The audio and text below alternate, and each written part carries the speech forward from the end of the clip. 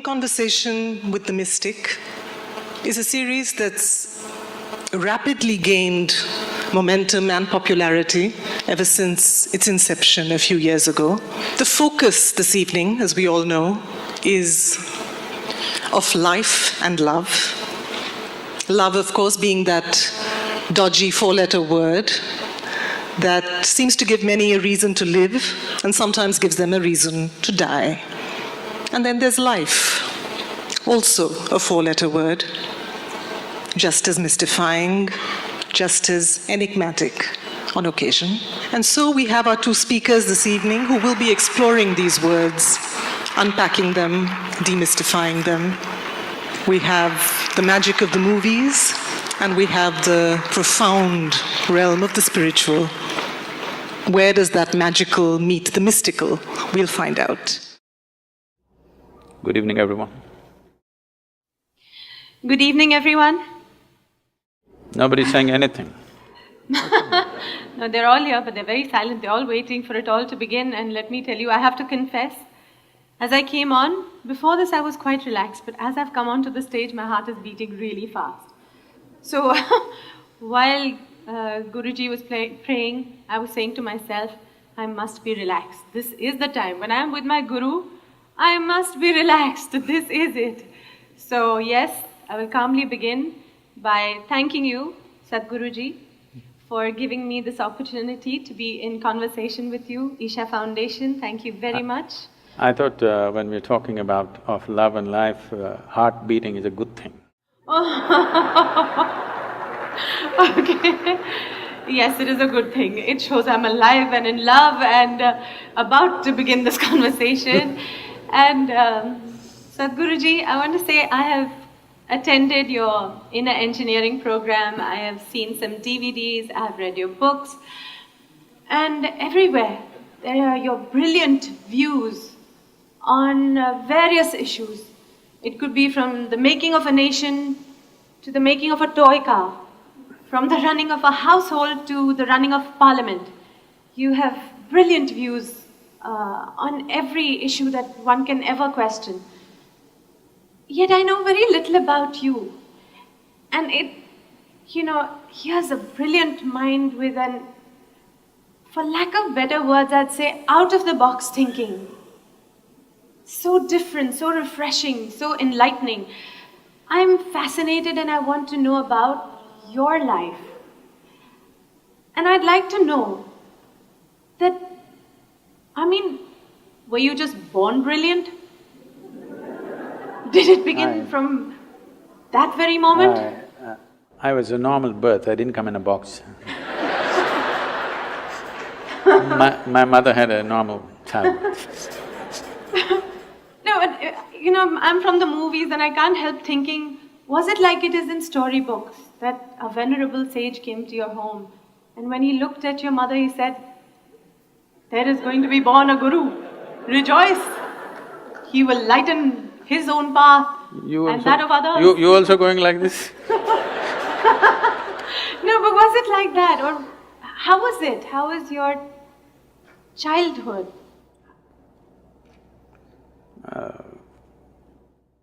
I don't think they all came to listen to my mother's labor pains.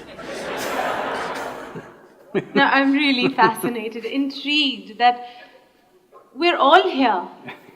But, the way you think, we wait to hear what you have to say.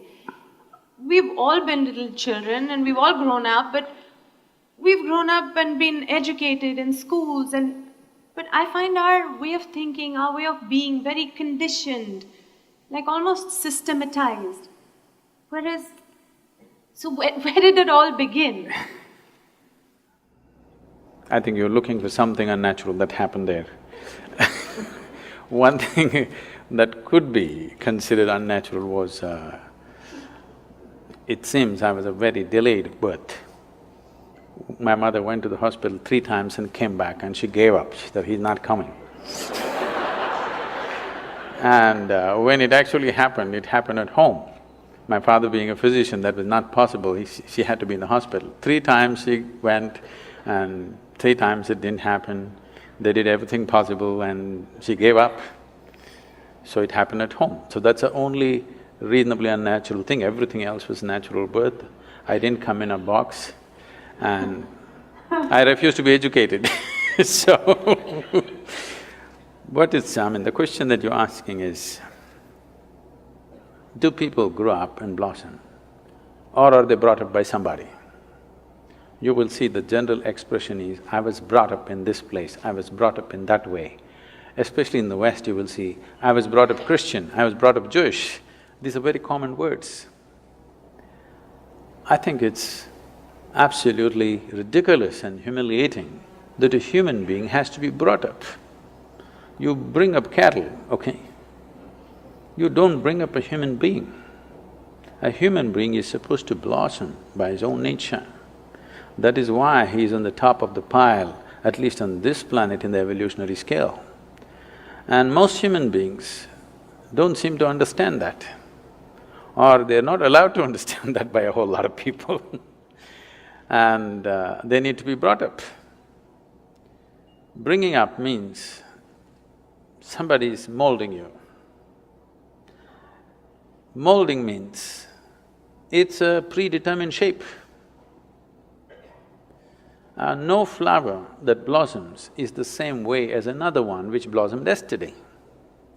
But a mold means it's always going to be the same. If you make a mold, the idea of making a mold is that we want to have the same form again and again and again. Right now, generally, that seems to be the work, unfortunately, of the current education system, the so-called religions that are operating in the world, and of course the family. They want you to be in a certain mold, they don't want you to blossom like a wildflower because they're afraid of anything fresh happening among them. They want something that is familiar, they don't want something unfamiliar to be born among them. So, if you have succumbed to that system, then yes, you've been molded into a certain form. If you allow your humanity to blossom, then you will see you don't belong to any mold. This is the beauty of being human, that there is no a particular way to be. If you were a dog, you would be one way, if you were cattle, you would be one way, if you were a sheep, you would be another way, if you were a bird, you would be another way, a grasshopper another way. But to be human means there is no particular way. What is human is not defined, not described. It is just that. For every other creature on this planet, nature drew two lines. Within that, they have to play their game. For a human being, only the bottom line is drawn, there is no top line. But socially, people are trying to draw a top line for themselves. But nature has not drawn a top line for you, it's a limitless possibility. And this is what is freaking human beings right now, because they can't decide what they need to be. They're trying to be like somebody else. Only bottom line is set, top line has been removed. This is evolution. But wait, we still didn't quite get to… So how was it when you were a child? Were you put into a school to go the systematic way, and did you keep up with it? Do I look that educated? Don't insult me like that. Actually, you know, when I go and stand in the line, in the immigration lines in particularly in America, they look at me and say, "Can you speak English?" I say,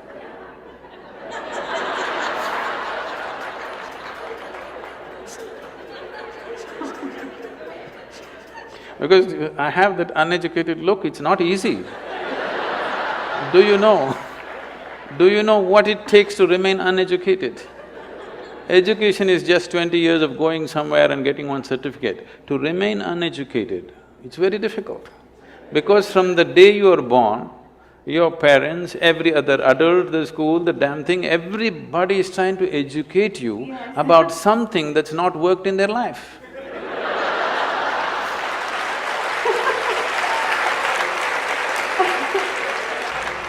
And then, did you also, like we all went through these confused teenage years of not really knowing where we're going? I mean, did you clearly know your path? Not at all. I was… right from 3 or 4 years of age, I was always a million questions hanging in my head. I have a question about everything to everything. questions means very fundamental questions about existence itself, my own existence. So when I was 3-4 years of age, suddenly I realized I know nothing. Know nothing means somebody gives me a glass of water, I do not know what is water. I know how to use it, I know if I drink it, it'll quench my thirst and so many other ways of using it, but I do not know what is water. I'm saying even today you do not know what is water. So only thing available in all three states on the planet, two-thirds of the planet is water, two-thirds of your body is water. If you think life, we think water. But do you know what it is? With all the scientific exploration, we do not even know a single atom in its entirety. Today our idea of science is learning how to use everything. Yes, we know how to use an atom, we know how to break it, we know how to fuse it, but we really do not know what it is. Any one thing, tiniest thing in the creation, we do not know in its entirety. This is the fact of life. Well, even something simple as what you started with saying, that looking at water, I mean, straight away I was taught water, H2O, and what it can do, and you can mix it with colors and it becomes that, you can drink it and it quenches your thirst. But I never looked at it and said, I don't really know what is water. Because nobody looks at anything. See, everybody is looking like this. Nobody has any attention for a piece of life here. They're like this. If you pay attention to one life, one blade of grass, one grasshopper, one human being, something else will happen. That's why we said life and love, because if you pay attention to one human being, some love will happen within you, okay? If you miss life, at least some emotion in that direction must happen to you. That will happen only if you pay attention to one. If you're looking at like this, these days it's become a fashion because you're on love on Facebook, you love the whole humanity. To love one human being, if you want to love one human being, it costs life. To love the whole humanity, it doesn't cost anything. It's even better to love God, because it's always easy to love somebody who's not here now. It's so easy. But if you have to love somebody who's sitting next to you right now, it costs life. You know how difficult it is to love someone who is next to you right now? How easy it is to love someone who is dead or who is in heaven? Isn't it so? Let's face it. Because if you have to love one thing is you have to pay attention. Without attention, it will not happen. And above all, you have to give up something that is you to accommodate another, otherwise it will not happen. The English expression is very good, you must fall in love. You cannot rise in love, you cannot stand in love, you cannot fly in love, you have to fall. Something of you should fall, otherwise it'll not work, you will not know it. So, you want to have a fake sense of life, then you don't pay attention to anything. Everything is information, nothing is a living experience. Everything is from the textbook or from the cinema or from the internet. Nothing is from life's experience. We're doing more and more today of that. Sadhguruji, you just mentioned love, and today it is about life and love, and I would like to know, for us it is maybe love your family members, whoever it could be. Why I ask you this is because there's so many versions of this and I really want to get to it. Some teachers, some gurus, some guides will say, you can love, but you must be detached. Oh. You must love, but it cannot be conditional. It should be unconditional. And so there's versions of it. I just want to know. See, So, the simple way of make you keep coming back to me is to give you something that you cannot do. To give you a teaching which you can never do. You must love, but you must be detached. Now you have to keep coming back to me for consultation, endlessly. Sorry. I'm saying throw yourself into your love affair and die into it, something will happen. Something worthwhile will happen if you're willing to die into the process. Not just anything, whether it's your work or your life or your love or whatever, if you do not know how to throw your entire self into it, you will never know the taste of what it is. Love but be detached. Why do you want to love then? Only because you want to include somebody as a part of your life, part of yourself, that's why you love. No, I love but I am detached. This means you have to come back to consultation every day, it's like a psychiatrist's job. Every day you have to come and sit on the couch. You need treatment and there is a fee. So, okay, all right. So you can love and be attached. No, I didn't say that. Okay, I'm coming back for consultation, please. So what did you say? I only said, see, what is this need for love in a human being? You must understand, a human being constantly, a human being is longing to be something more than what they are right now. If this finds a simple, basic physical expression, we call this sexuality. Sexuality means just this, physically you're trying to make something which is not you a part of yourself. For a few moments you may succeed. If you try this mentally, it gets labeled as greed, conquest, or maybe simply shopping. Shopping. Some people go for conquest with swords and guns, some people go with checkbooks and cash, credit cards. The thing is, you want to include something which is not a part of you as yourself, that is the whole effort. Whether you want money or wealth or you want to occupy a nation, what is it? Something that is not you, you want to make it yours. Yours is an effort to make it a part of yourself. If it happens emotionally, on the emotional level, if you try this, we call this a love affair. You're trying to make somebody who is not a part of you, a part of yourself emotionally. This is a love affair. If you do it consciously, we call this yoga. Yoga means union. So all these efforts are fine, everything has its own beauty but has its own limitations. When you understand the limitations of all the other methods, nothing right or wrong about it, it is just that it will work briefly, it will not work for always. When you realize that, you consciously try to include. When you consciously become an inclusive process, if you sit here, if you experience everything as yourself, then we say you're a yogi, okay? So this is a love affair successful. It was something you said at the end which I would like to ask you again. You said love, inclusiveness. I can't understand how I can love everybody in this room. You cannot. There's some people you cannot love. I can barely see up there and up there. So how is that? How do you include everybody in your love?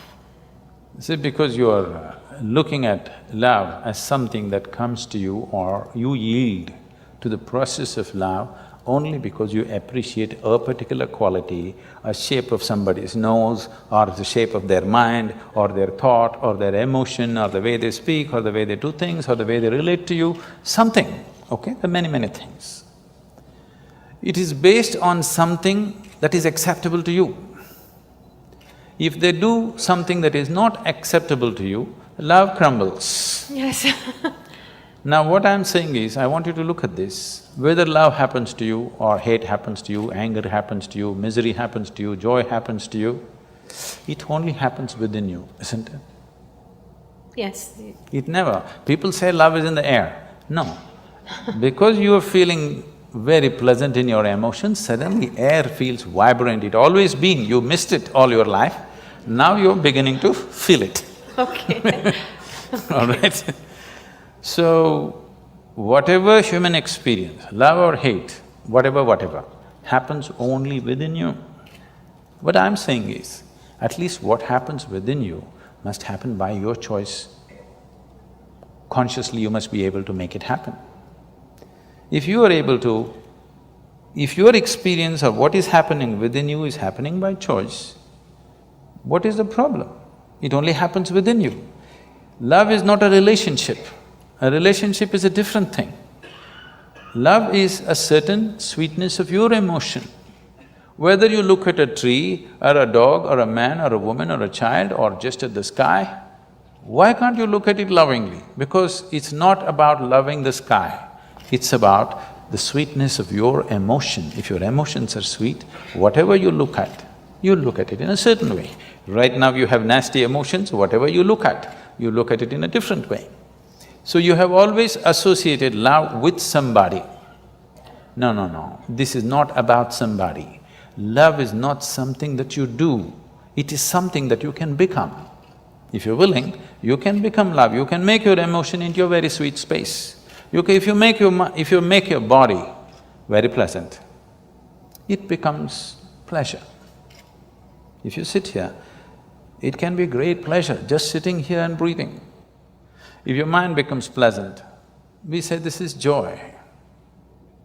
If your emotions become pleasant, we say this is love. If your very life energies become pleasant, we say this is blissfulness, this is ecstasy. If your surroundings become pleasant, we call that success. Now you're calling your success with somebody as love, that's a mistake. You have a success story with somebody, that is, you have created pleasantness in the atmosphere between you and let's say 5–10 people around you. You're calling that love. No, that is actually success, because that needs lots of management. Yes, it does. Yes or no? Yes, it does. Yes, but for you to be loving, there is no management. If you just make your emotions sweet, your emotions are sweet and it's beautiful, be like this. It's not about anybody. If somebody comes, we can share it. If nobody comes, you can sit here with your eyes closed and still be loving. What's the problem? It is not about somebody, it's not an action. It is not something that you do, it is something that you can become.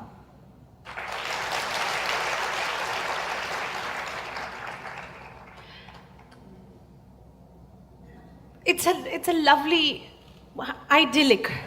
It is not idyllic, it is the way it is. I mean, you'd really have to practice this. Why? Because I'm See, thinking… this is what exactly I'm saying. If it is an action comes to perfection with practice.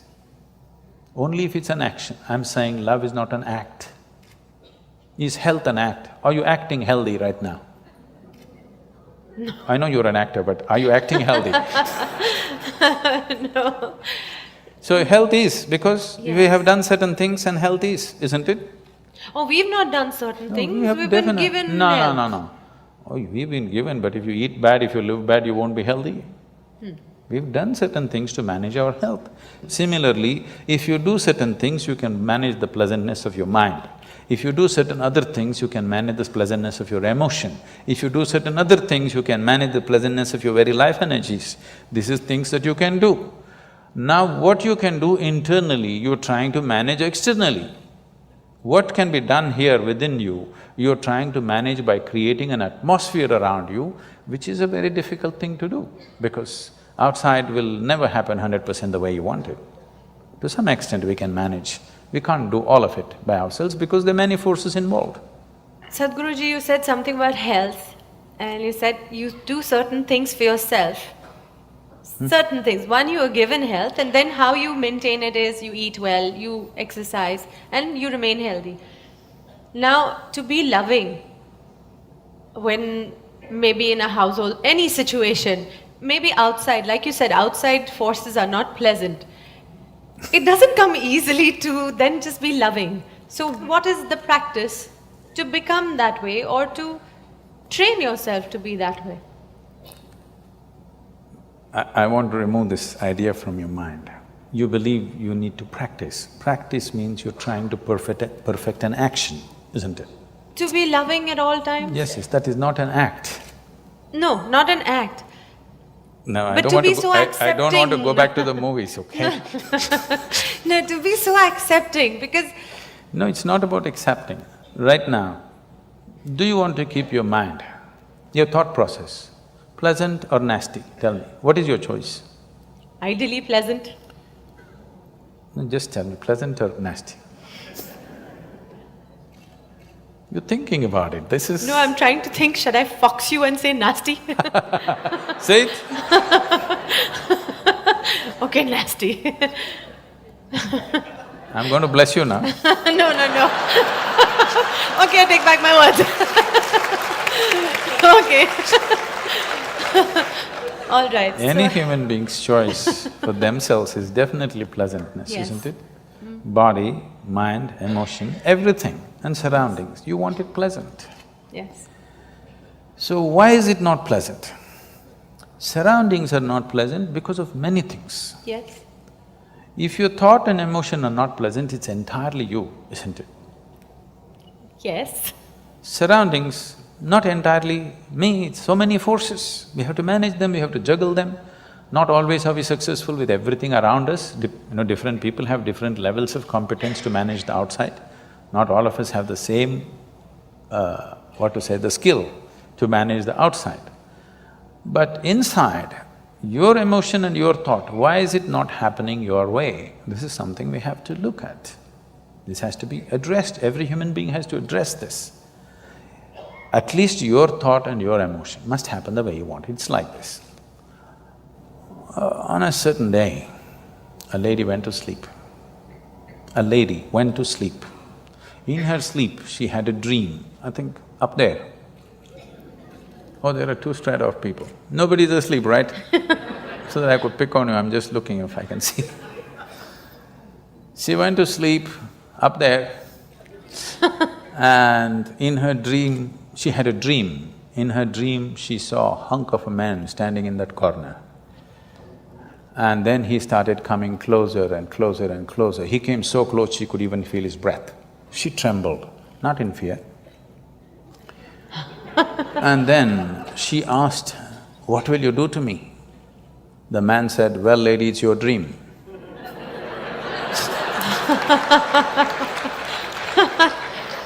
I'm saying, what's happening in your mind is your bloody dream. Now the problem with life is not that life is not happening the way you want it, even your dream is not happening the way you want it. That's a problem.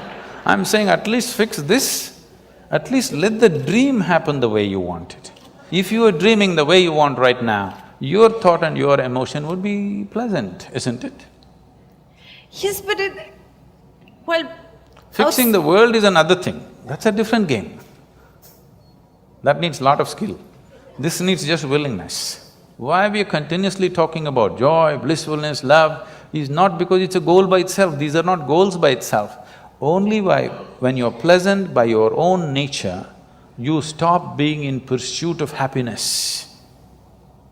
You are fine by yourself, you don't have to go anywhere to feel pleasant, you don't have to do anything to feel pleasant. Sitting here, you're feeling very pleasant, now you will look at life the way it is. Otherwise, you're an endless race. Pursuit of your happiness is a lifelong thing, till your deathbed you're pursuing, what does it mean? That means you're a failure.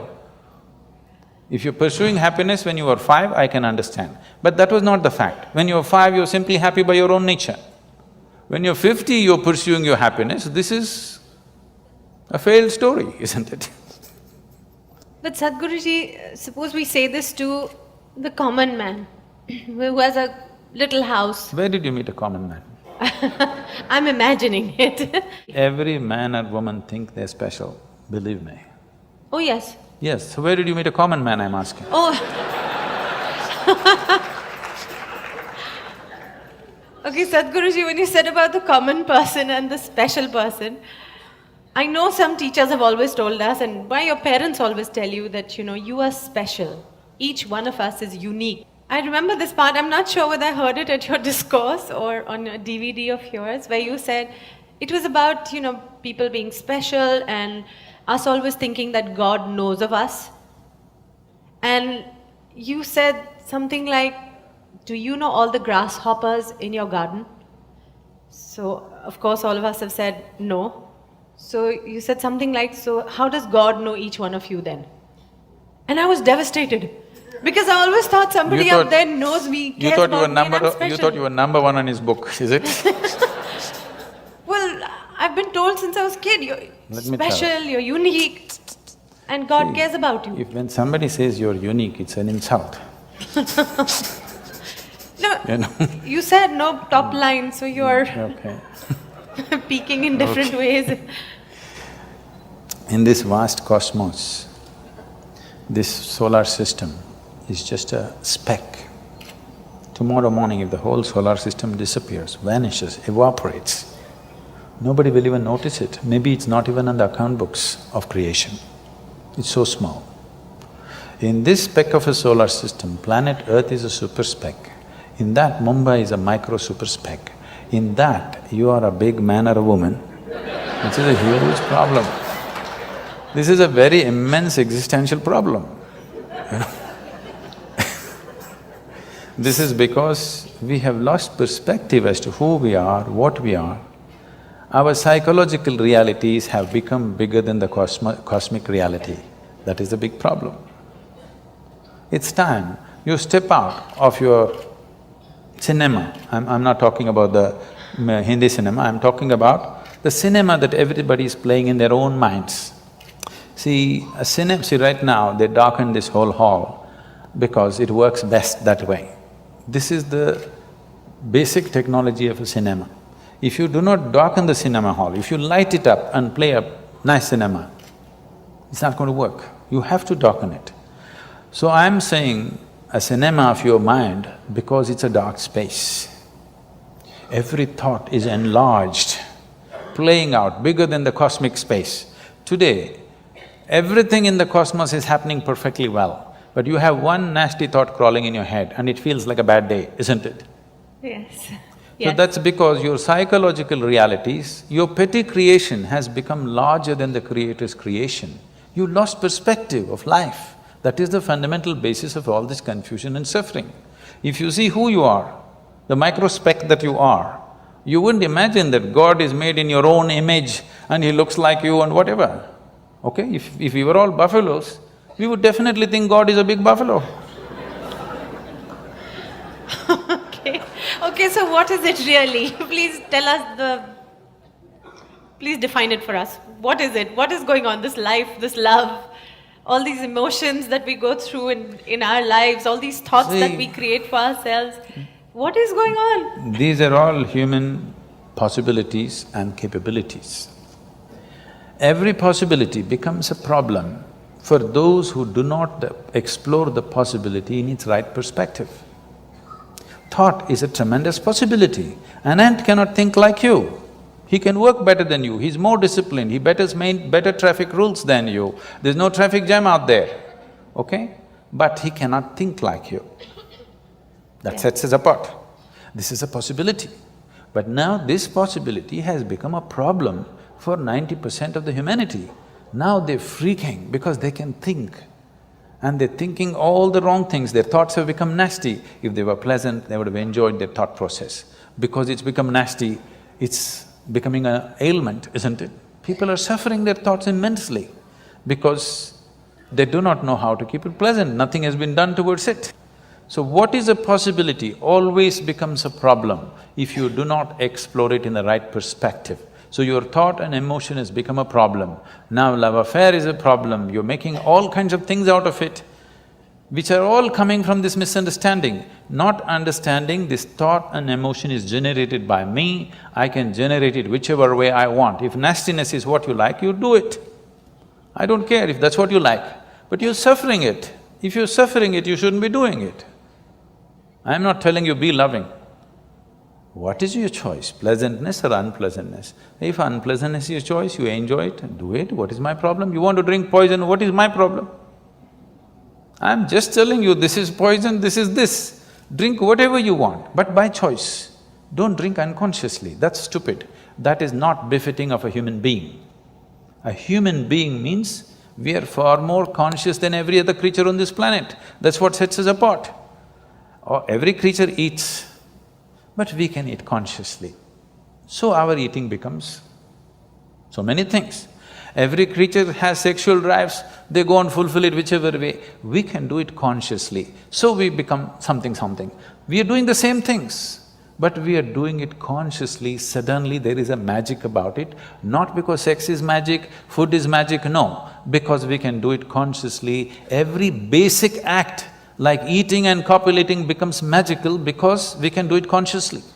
If you leave that one thing, if you exclude that one thing from your life, that you're not conscious about the way you think, the way you feel, the way you act, the way you move your body, if you're not conscious about it, everything can turn ugly, everything can become nasty. So it is this which sets you apart from every other creature.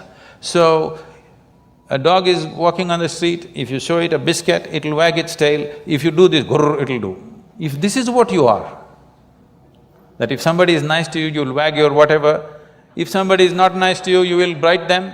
I'm saying where is evolution in you? Forget about civilization, I'm talking about evolution. Where is the evolution? Where is the sign of evolution, I'm asking? Okay, Sadhguruji, let's go to… I've seen people copying answers in examination, but never yeah, questions. I've got questions. Well, today many women in our modern society are stepping out and having a career. And I'd just like to know, what do you think of this? Of women stepping out, being career people, managing home as well, being financially independent? Is this good? Say, every woman should do what she wants to do as an individual person. It should not be made into a trend in a society or the only right thing to do in the world. Because I think if a woman intends to have 2 children and raise them, I think it's a full-time job. I'm not saying she should not go out and work. If she wishes to, as an individual person, she's free to do what she wants to do. But having 2 children is not about reproduction. You're manufacturing the next generation of people. How the world will be tomorrow will be determined by what kind of mothers you have today, believe me. You know, I've seen many ladies coming to me and say, when I ask, what are you doing? Oh, I'm just a housewife. I said, why do you say you're just a housewife? You don't seem to understand the significance of, being able to nurture 2 or 3 new lives. It's not a not important job. It's a very important job. Career, I want you to understand, right now because we have made the whole world into economics, unfortunately women also getting as stupid as men, as if how much money you earn is going to determine the value of your life. No, it is just procurement of things that you need. Money is just about that. Man was procuring, woman was taking about the more beautiful aspects of life. Now woman also wants to procure. If there is such an economic need in the family, fine, she must do it. But it is not a compulsive need. It must not be set up as something better to do than doing something. If she sings song, if she plays music, or if she just loves her children, or if she cooks beautifully, or she just lives beautifully like a flower, it's good enough, I'm saying. It is not necessary that only if she earns this much money, she is doing something valuable, otherwise she's not. If there is an economic need, she can do it, or if she has a passion for doing it, she can do it. But let not such values be set up in the world because you are not evolving, you're regressing. You are making survival more important than aesthetics of life.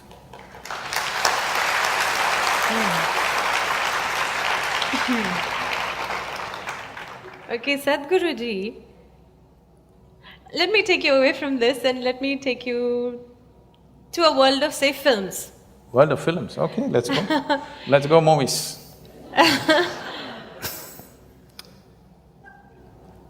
Years ago, when films started and, through the 60s, 70s, there were lovely stories, nice values, beautiful music, lyrics.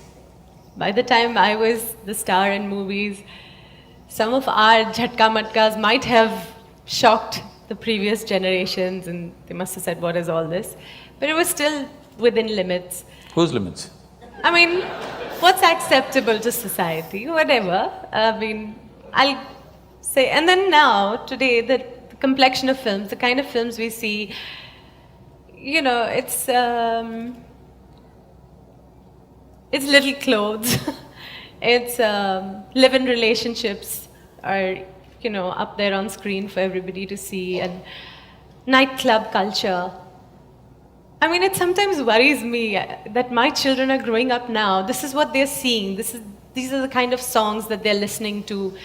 The lyrics are about, from Janam Janam to expiry date songs. Yes. So this is what they're watching, this is what they think is cool, this is the hip and happening stuff. I'm I think little by the concerned. time you came, the Janam Janam was over, isn't it? No, it was still there. It was in the middle somewhere. The music was wonderful. The lyrics were still lovely. But today it is Munni Badnaam Ho Gayi, and things have really moved to chewing gums, and I am forgetting at this moment what the lyrics are. But then it's shallow right now. India has the youngest population in the world right now. So with such a young nation growing up on this is the feed. This is what you see, this is what you hear. I'm just a little concerned as to what they will turn out to be. I'm sure your parents were concerned too. Okay, so can I'm sure my parents were very concerned when I was growing up. So every parent has this concern, every generation has this concern that the next generation is going wrong, always. I understand what you're saying. This sudden change, if every generation likes to go one step beyond where the previous generation has stepped in, on almost everything, just for the sake of doing something different, or it's natural, they have grown up in one atmosphere, they take it to another level. The next level. Yes. Next is not always next. That's what you're saying. Next is not always next, right? Yes, it's not higher, it's someone else, It's just next. So, this concern is always there, but right now, the change that is happening is not the next. It is a serious influence because in the last 15 years, the world's ability to communicate across cultures and borders is so heavy and so unprecedented. Nobody has ever been used to this kind of influences before, okay, never before. This level of influence on our young people, never before possible, no other generation has ever experienced this kind of onslaught from so many directions, and the volume of influence is too big. So, in terms of changes that are happening, it is not next, it is simply somewhere and nobody knows where it is because it's too complex and too mixed. Nobody knows where it is, including the young people, it's just a mix of things. So this is because of a sudden onslaught of information and communication. It is not for us to judge whether it's good or bad, it is just that definitely this level of information. When I say information, it's like when we were growing up, I believe it was true for your generation also, we never knew what is boredom, okay? There was no such thing, we were just excited about everything that came our way. But you see today 12-year-old kids, if you tell them what, oh.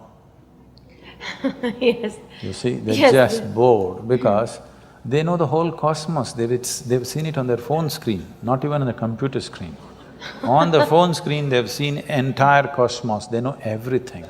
Things that you do not know, they know, you ask them, they know it. Yes. By information. By the time they're 18, they have had 5 love affairs and gone. In the Western world, it's like that, here also it's beginning to happen, okay? So by the time they're 18, they've seen everything that you need to see with body, mind, emotion, okay? By the time they're 25, what? What next? What next? No. Yes. You will see, this is not my wish, but this is something that I see, the way people's minds are working, the way they're being laden with information. I'm not by any standards a pessimistic person, but I'm just seeing this. If this level of information continues and it'll multiply manifold for the coming generations, you should not be surprised in the next 50 to 100 years, if 50% of the human population choose to commit suicide, you should not be surprised, because that is what will happen to the mind. Somebody's clapping, look at this, it's popular. No, you have just touched a chord, that's… No, I'm saying, I think we realize something… Today, this day, more people commit suicide in this world than all the wars and murders and accidents manage to kill. So more people are on self-help already than murderers, warmongers, bad drivers, everything put together. More people are on self-help. And if this level of information onslaught continues on human mind, I know the nature of mind absolutely, because I know my mind. I know how it works, what it can handle, what it cannot do. I know it clearly what human mind is. That's the reason why I don't have to read people's books or listen to their entire thing. If they say one sentence, I know what their mind is. Because I know the structure of human mind entirely, otherwise I won't be who I am. So I'm saying this, if this level of information onslaught continues at the same pace or at higher pace, which is possible in the next few years, this will definitely lead to wanting to terminate yourself because there will be nothing to live for. There is no joy and excitement about anything. You please watch your children. By the time they're 12, 15, they're just bored. You look back at your own life. Those of you who are over 50 years of age, just look back at your own life. When you were 12, 15, was there any room for you to get bored about anything? Simply you were excited about every little thing, isn't it? Today you will see it's almost a common feature. 12, 15-year-old kids are just bored. Only thing is… Yes, they're all on iPads, iPhones, yes, they're on gadgets. Because we are talking about love and life, all this will not mean nothing.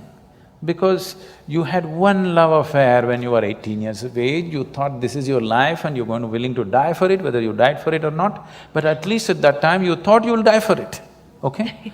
Today on Facebook they have 22 love affairs going simultaneously.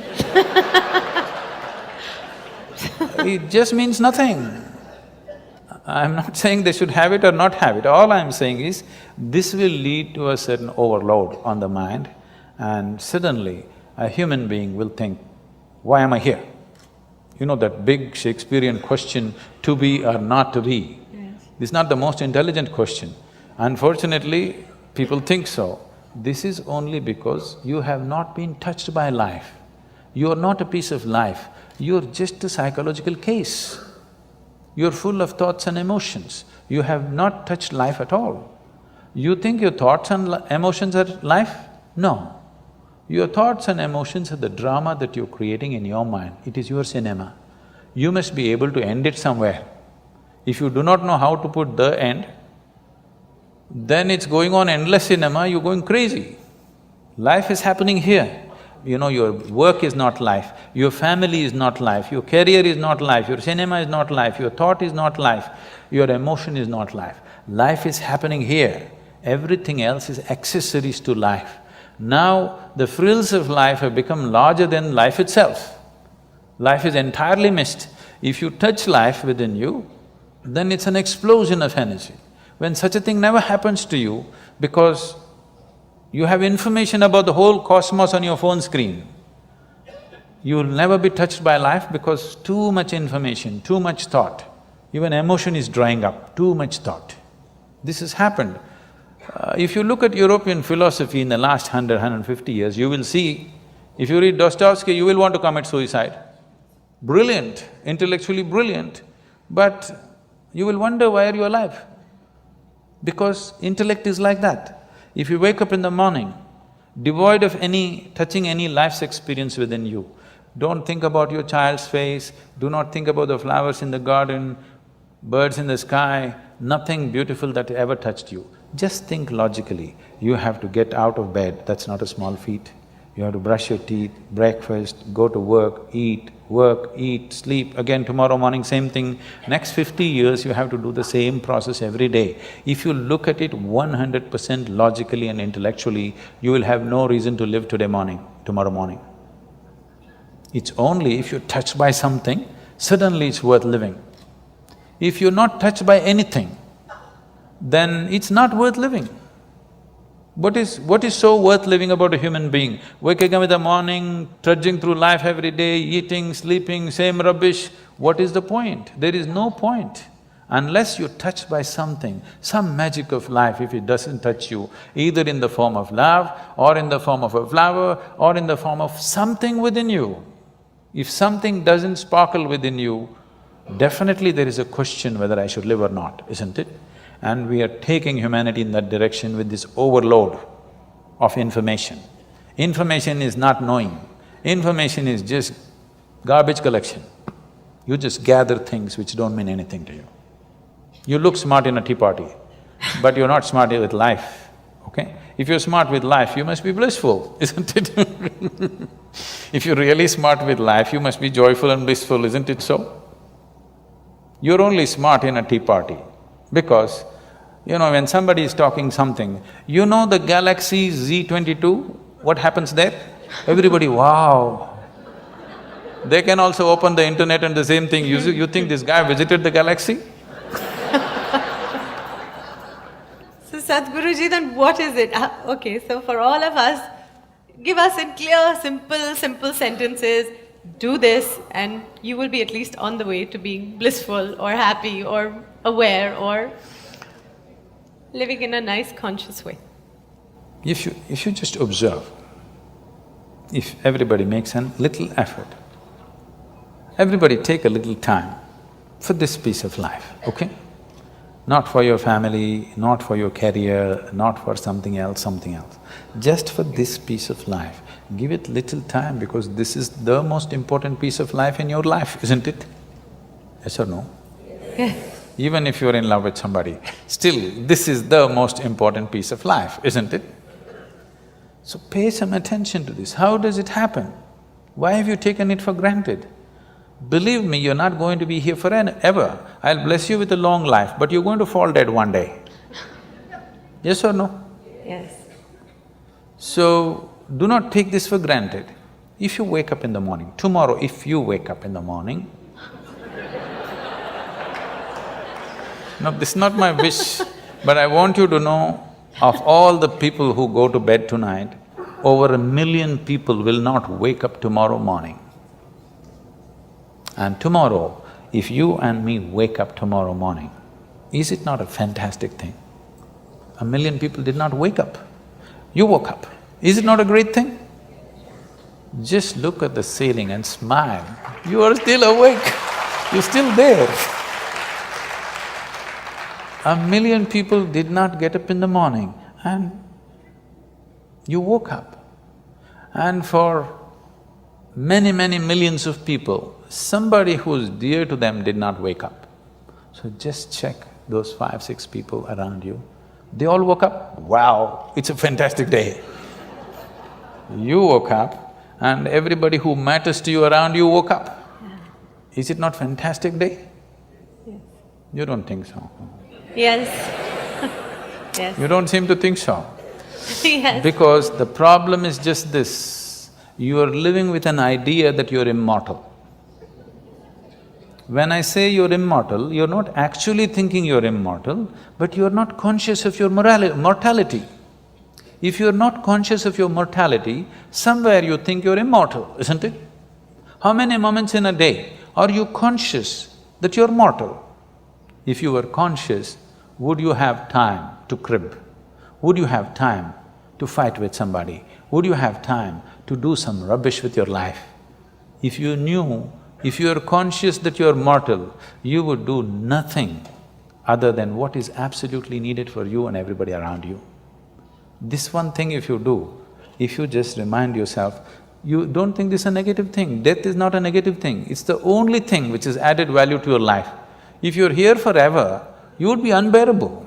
Yes, yes. Isn't it? Aren't we glad everybody dies one day? If you just become conscious of this one thing, that always you're conscious that I'm mortal, you don't have to think, I will die today, we don't intend, we want to live as far as possible. Just one day I will die. If you're just conscious of this one thing, you will naturally become spiritual. You will not become spiritual by thinking about God, you will become unrealistic, hallucinatory. You will start talking to somebody, you will start doing all kinds of things. Already people, they have earphones on and they're talking, you don't know whether they've lost it or they… 10 years ago, if somebody was walking on the street talking, you would know that he's lost. But today you don't know whether they got their headphones on and they just lost it and they're talking, we cannot make out. But if you are conscious that you are mortal every moment of your life, spiritual process has begun for you. So one of the main reasons, one of the fundamental reasons why that all these things have to be taught to you, that she's repeatedly asking this question, were you born special, did you have normal birth or not, is simply because most people have forgotten they're mortal. they think they're immortal. They may not actually think they're immortal, but they're not conscious they're mortal. With every step, with every breath, if they were conscious of this, you know how consciously they would live? They would become fantastic. It is your mortality which makes you want to know what is the nature of your existence. You really want to know where you came from, where you will go, only when it sinks into you, all this drama, poof, one day it will end. But right now you think only others appear in obituary columns, you are only going to read it.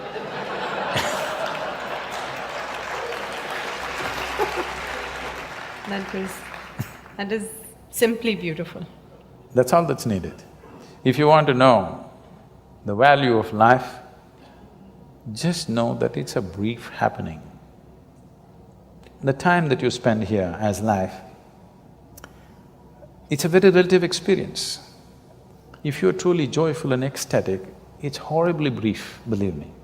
I feel like I was born day before yesterday, see already how I've become. Okay? Yes. But on a particular day, if you're depressed or miserable, It seems one day seems like an endless thing. So, only miserable people have a long life. Yes. If you're a joyful, ecstatic person, life is always brief. If you live to be 100, it's still very brief for what possibilities a human being carries. For the immensity of what a human being is, it's too brief a life. If you're given 100 years, 200 years, it's still too brief, because before you know what's happening, before you explore a few dimensions of life, it'll be over. It'll be over, okay? Only miserable people have a very long life, they feel it's very long. Sadhguruji, here we have a few questions. First question is from Prabhas Sundar Sen. Where and how do we draw the line between loving unconditionally and becoming a doormat?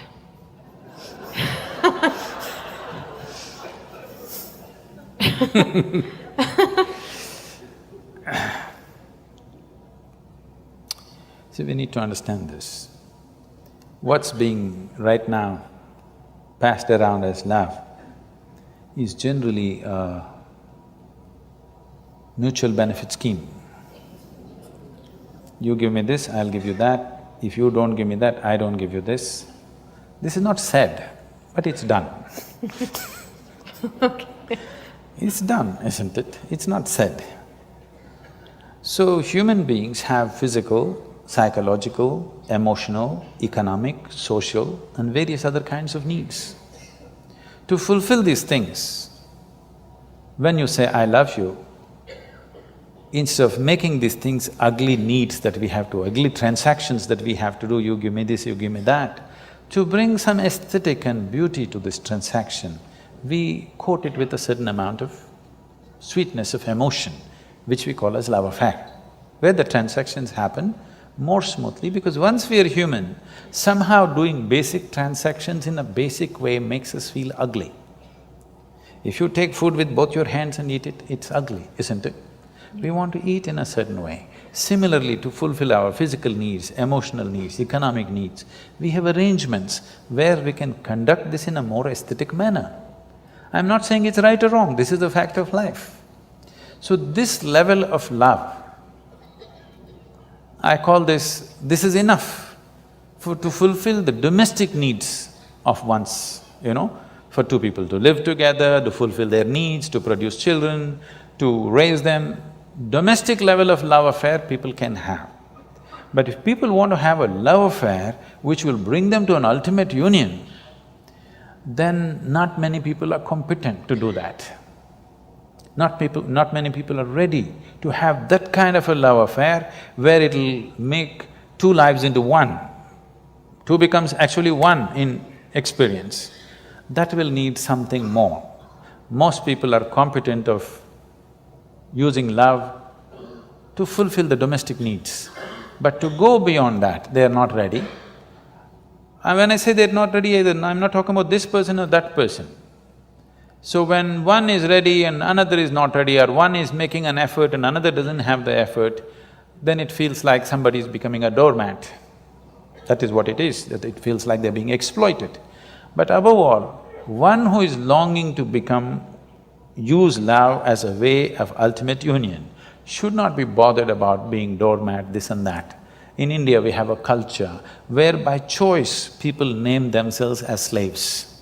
You know, Ram Das, Krishna Das, this Das, that Das. What is it? They're openly saying, I'm a slave, I'm a doormat, I want to be a doormat. They're not saying, I'm afraid I'll be used as a doormat, they're saying, I want to be a doormat. So this is a kind of love that they are wanting to use for ultimate union. This is not for domestic purposes. So if you're looking for ultimate union, then love is a different affair. If you're looking for conducting of domestic affairs, then you must manage dignity, who gets what. If anybody is using more than what they should, then if you don't give me that, I don't give you this, okay? Otherwise, if you're looking for ultimate union, you should not think of all these things, that's a different affair. That's not much social thing. If you fall in love itself, you become vulnerable to somebody. Yes. Without becoming vulnerable, there is no love affair. You have to fall. When you fall, somebody may raise you or somebody may walk over you. Yes. But the thing is, the experience of your life is beautiful because you fell, not because they raised you, not because they walked over you, because you could actually have the sense of abandon in you to fall. That was the beauty of your love affair, not what they gave you, what they did to you, this no.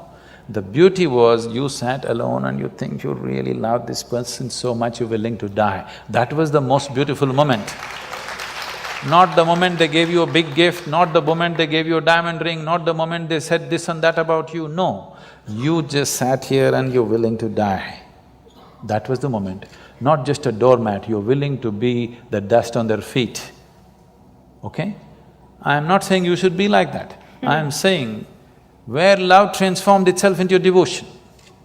If you fall in love itself, you become very vulnerable, but there are still some shreds of sanity in love affairs that you can recover. But if you become a devotee, there is no sanity left and you cannot recover. So before you tread such a land, you must see whether you're for it or not. What are your goals, first of all? If your goal is to make a life, a cautioned, a very measured love affair is good. But your thing is, you want to dissolve into the process of life, you don't want to have a good life, you're not planning to have a good life, you just want to become an explosion of life, you don't care what you get and what you don't get, then you become a devotee. Devotion means it's your intention to dissolve into your object of devotion. So a devotee is not expecting whether I'll become a doormat or a crown on somebody's head. Whatever I become, as long as I can touch your feet or head or whatever, it's fine with me. Yeah. So that's a different state of existence. I don't think somebody who's looking for a domestic level of love affair should even ask that question.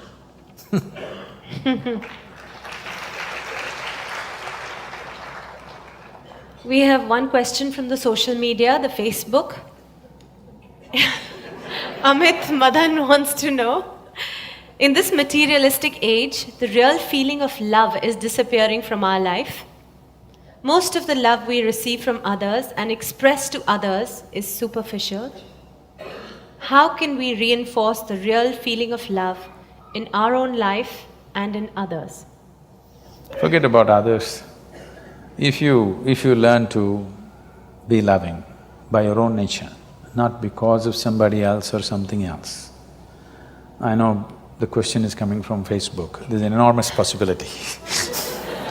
You can even love those people who don't even exist. So I'm saying it's a tremendous possibility. So, if you just become love, not love somebody, then you will know the nature of love. If you love somebody, it's a fickle happening, because no human being will happen 100% the way you want them. Every human being on this planet is going to disappoint you, believe me. Not because they'll do something wrong, because nobody can fulfill the unrealistic expectation you have of them, it's simply not possible. Have you been able to fulfill anybody's expectation, I'm asking you, entirely? Partially, but never entirely, isn't it? So nobody else will be able to do it. Unless you're still such a hopeless romantic, you're still waiting, that ideal person is going to come from somewhere. No, believe me, whoever comes, I want you to know, the ideal people whom you worship, when Krishna was there, his wives complained, all right? So there is no hope for us. Yes, please remember this. Okay. Sadhguruji, this is where we open, the platform. It's anybody has a question, this is the moment. Yes, please. My name is Anant. My question is about marriage, divorce. No, they're two different things, huh? See, today is many youngsters, like many of them, they don't want to marry. And few of them who marry, there are occasions where they are getting divorced. So, would you like to throw some light on this situation, Sadhguru? So you need to understand the institution of marriage. One thing is, as we said a little while ago, it's about bringing a certain sanctity to the simple basic needs that every human being has. I will repeat, there are physical needs, there are psychological needs, there are economic needs, emotional needs, social needs, variety of needs. To fulfill all these things, we set up an institution called marriage where all this can be conducted in a sensible manner. Otherwise, if we did it on the streets like every other creature, it would turn ugly for us and we will feel not good about it. So, to bring some sense of organization, some aesthetic, some stability, because man and woman coming together naturally brought fresh life. The nature of human life, the nature of human offspring is such that because of the possibilities that a human being carries, it is, compared to any other creature, it is the most helpless life, which needs maximum amount of support. You could leave a puppy on the street, as long as he gets food, he grows up into a good dog, no problem. But not so with the human being, he doesn't need just physical support, he needs variety of support and above all, a stable situation. Whether there should be marriage in society or not, one will debate when they are 18 because physical body is asking for freedom, all right? At that time, everybody questions, is marriage really needed? Why can't we just live whichever way we want? But when you're 3 years of age, you valued marriage immensely, a stable marriage immensely, isn't it so? Yes or no? Yes. Yeah. Not yours, your parents. Your parents, yes. When you're 3-4 years of age, you're 100% for marriage. Again, when you become 45-50, you're 100% for marriage. Between 18 and 35, you're questioning the whole process. Okay? That's true. I'm not saying marriage is the thing, but do you have a better alternative? If you have a better alternative, damn the marriage. But you have not come up with a better alternative because a stable situation is a must for a child. Once you have a child, it's a 20-year project. Yes. Okay? That is if they do well. If they don't do well, it's a lifelong project.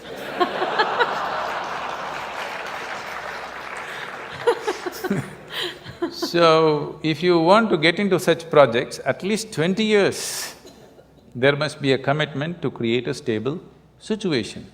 Your whims and fancies will change, your emotions will change. If that is what it is, don't get into such situations.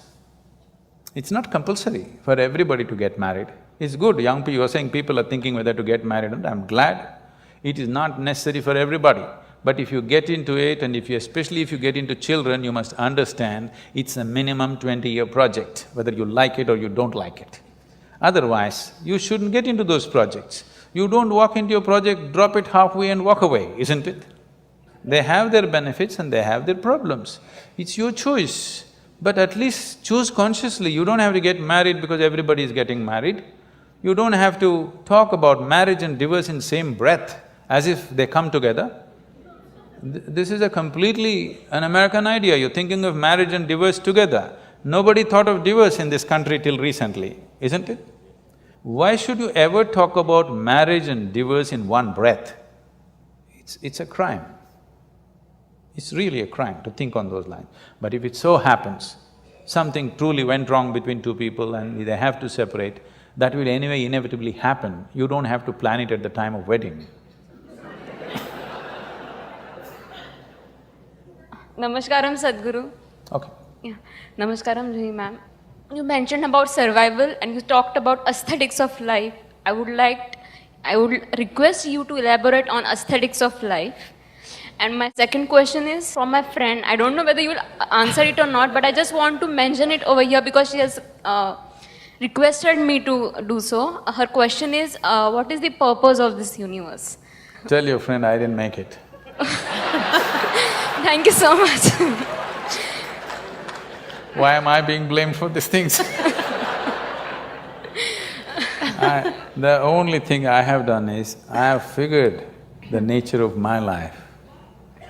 And by figuring the nature of this life, I know by inference, every life has happened the same way. Not just every life, the very cosmos has happened the same way.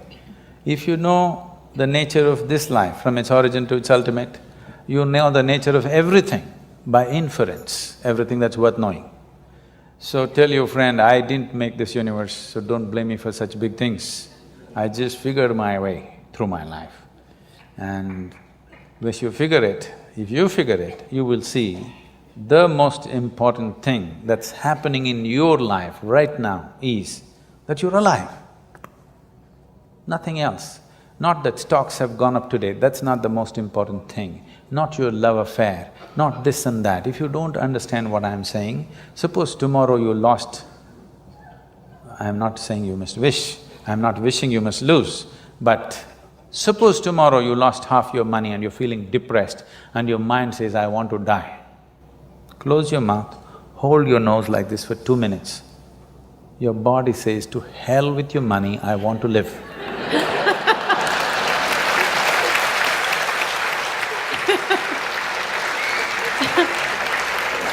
Tomorrow, you found your love affair collapsed and your mind says, I want to die. Check. The life within you says, to hell with your love affair, I want to live. Every time you feel little suicidal or depressed, just check.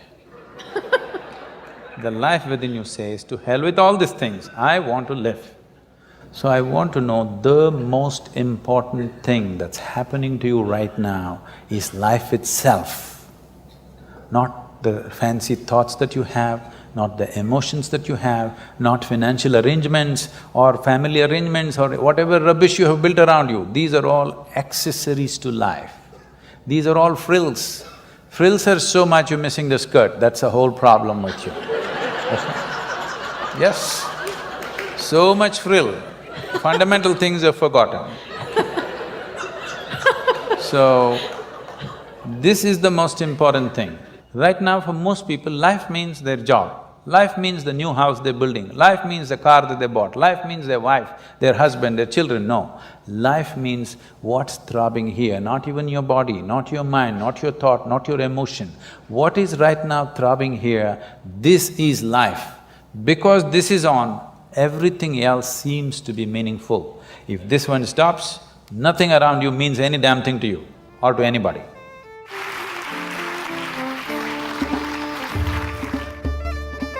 I liked what Sadhguruji today, what he was explaining, that this blissfulness, this happiness, whatever it is not outside of you and it is there with you. If you at every moment remember that you are here only for this brief time, wouldn't you do the best every moment? Wouldn't you love everybody that moment? Wouldn't you do all the things that you love or you value every moment of your life?